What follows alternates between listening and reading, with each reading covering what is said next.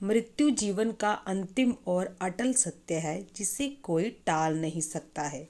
गरुड़ पुराण के अनुसार जिसने भी इस संसार में जन्म लिया है उसकी मृत्यु होना निश्चित है।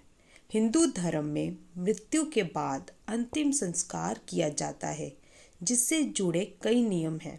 उन्हीं में से एक है बेटे द्वारा मुख्य अग्नि देना।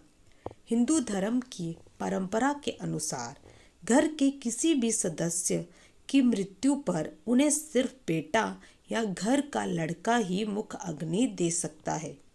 लड़कियों को अंतिम संस्कार करने की मनाही होती है, लेकिन इसके पीछे भी धार्मिक मान्यता जुड़ी हुई है। पुत्र ही क्यों करते हैं अंतिम संस्कार?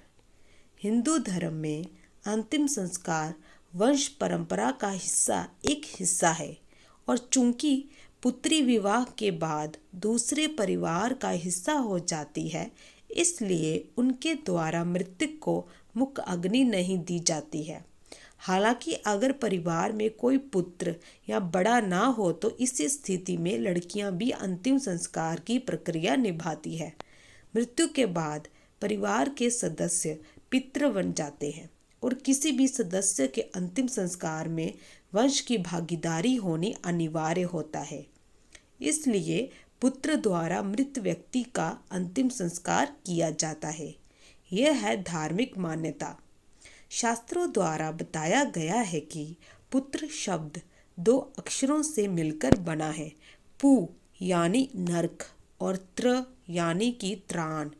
इस हिसाब से पुत्र का अर्थ हुआ नरक से तारने वाले, यानी कि नरक से निकालकर पिता या मृतक को उच्च स्थान पर पहुंचाने वाला। इसी वजह से ही पुत्र को अंतिम संस्कार की सभी प्रक्रिया को करने का प्रथम अधिकार दिया गया है।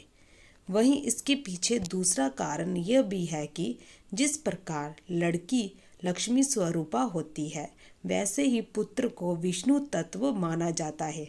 विष्णु तत्व से यहाँ अर्थ है पालन पोषण करने वाला, यानी घर का वो सदस्य जो पूरे घर को संभालता है और घर के सदस्यों का भरण पोषण करता है।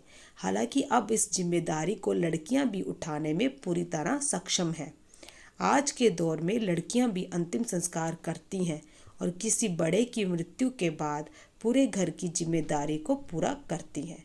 अगर आपको हमारी ये वीडियो अच्छी लगी हो तो हमारे चैनल को लाइक, सब्सक्राइब, शेयर, कमेंट जरूर कीजिएगा। धन्यवाद।